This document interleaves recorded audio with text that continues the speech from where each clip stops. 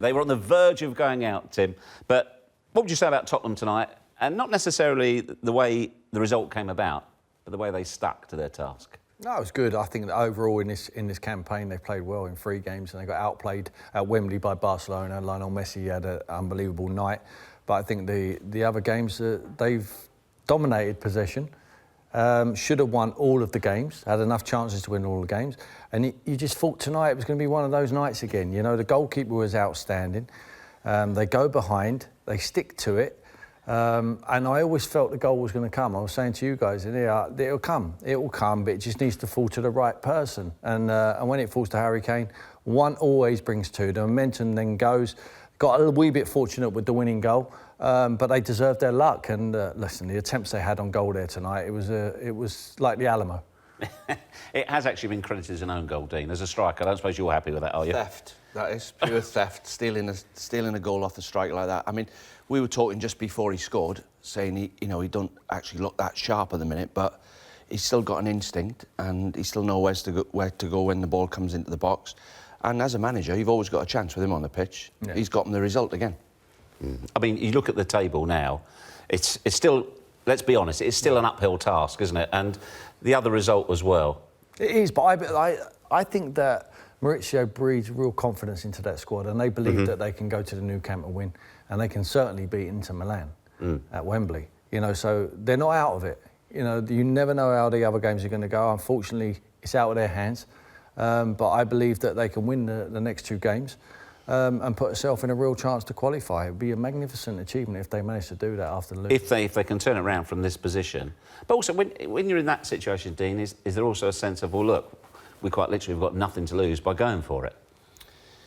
Yeah, I mean, you've seen Man United, all of a sudden, when they're up against it, they just relax and start going for it and they look a much better team. So I think Spurs now can go and just throw everything at it. I think with Eriksen, Dele Alli and Harry Kane on the pitch, they can beat anyone with them 3 on the pitch. I think he's got to get a mention tonight, hasn't he? You know, the goalie's come in there. What a save he makes at 1-1 when they break away on the counter-attack. You know, he makes a hell of a save there, you know, standing in for Lloris, who's suspended. You know, I think he's earned himself. He's the number 2. Obviously, he's an undoubted number 1 in Hugo Lloris, but he's done himself no harm tonight. And with that save, he's kept him in the competition. Well, of course, next up is Inter at Wembley. They've got to better their result against them. Can they do that? Yeah, without doubt. Without doubt. I thought they not just beat them, but beat them by the right score. Oh, they were the better team over there in the San Siro. For me, they were the better team. I thought they got robbed on the night. You know, it was an outstanding... It was a sucker punch, you know, an outstanding finish and a goal from a set piece. But Tottenham had all the chances. They were the one pushing forward. They're the one looking the more creative.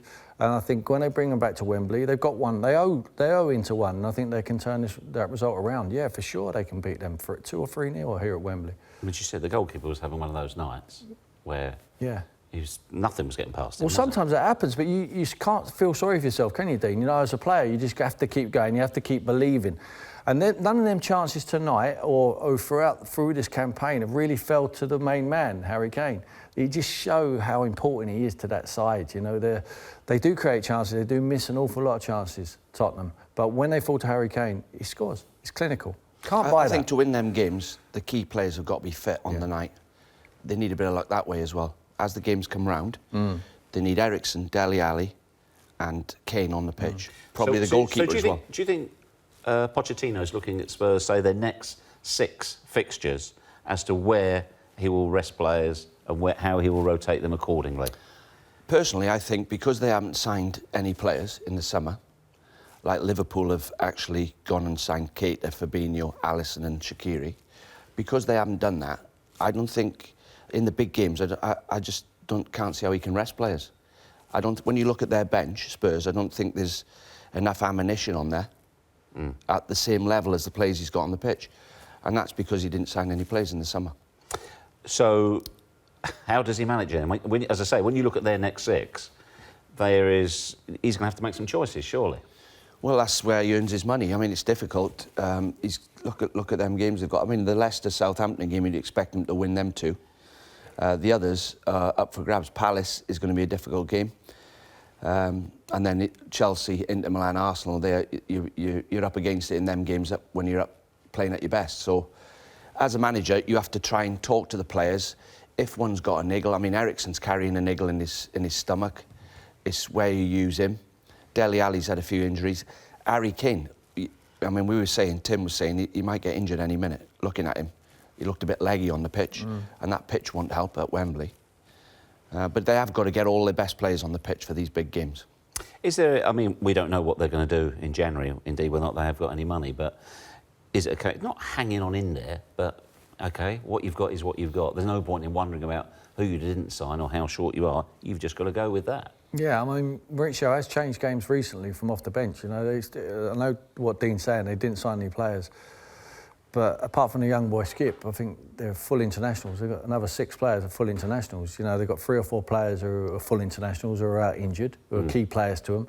So, listen, if Pochettino felt that there was anyone out there realistic for them to bring into the football club to strengthen them, then he would have done it. But there wasn't. So he's happy to go with what he's got. And it's been an amazing start to the season. You know, we're talking about carrying, you know, without Vertonghen, who's a big player, without Lloris for a period of time, Christian Eriksen's been missing. Moussa Dembele now is out injured, but they still had the best start to the season they've had for a long, long time. I was just going to say, I just think the top players at Spurs were in the dressing room pre-season, and they would have been definitely asking the manager, who are we signing to go to the next level? Who are we going to sign? And there's only 2 things that motivate top players for me. Number 1 is winning trophies, and number 2 is competition for places, somebody nicking your shirt. So when you see a player walk in the dressing room in pre-season, and you think, like, for example, Shaqiri walks in the dressing room at Liverpool, the front 3 are going, has he brought him to replace me? Surely not.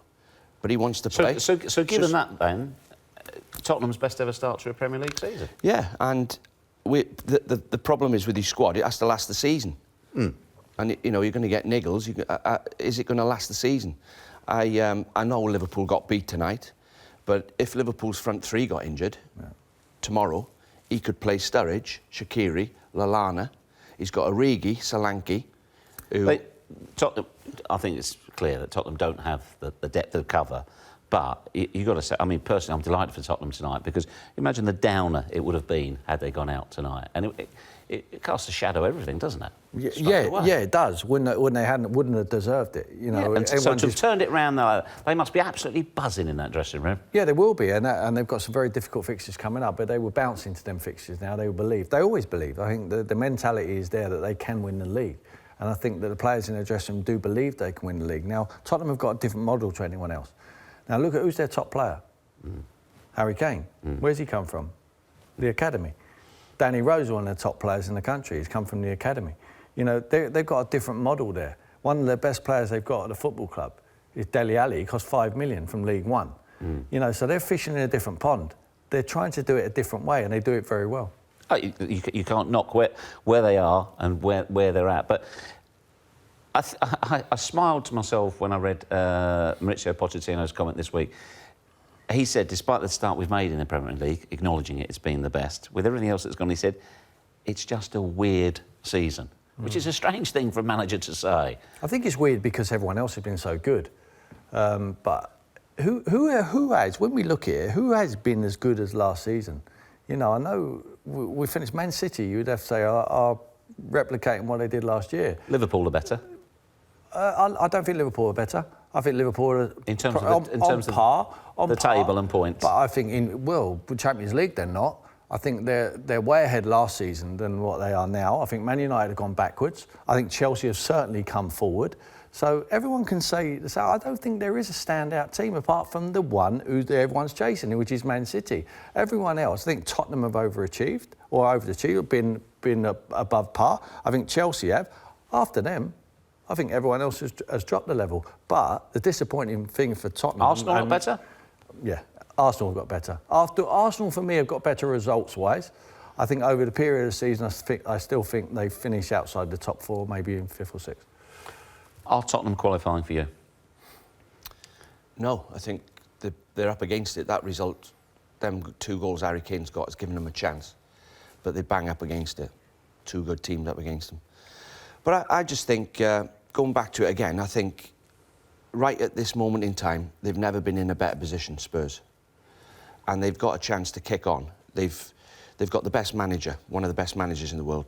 They've probably got one of the best centre-forwards in the world. They've got one of the best number 10s in Ericsson in the world. They've got a new stadium coming up. They've qualified for the Champions League 2 years on the bounce, which allows them to sign players ahead of Chelsea and Arsenal. If you're a player, a top player, and you've got a choice of them 3 teams, you go to Spurs because they're in the Champions League. So I don't know whether they haven't got the money or they're going down a different road like Tim said. But for me, it's now or never for Spurs.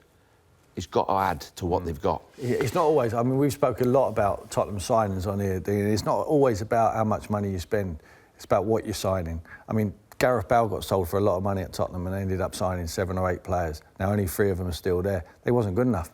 But what it done, it nearly wrecked the dressing room. It certainly nearly wrecked the academy, because all them boys who thought they were going to get an opportunity, their opportunity was getting clogged up. There wasn't a pathway because they clogged it up with some average footballers, you know, and they've now left the football club. So they are doing it a different way and they do it very well.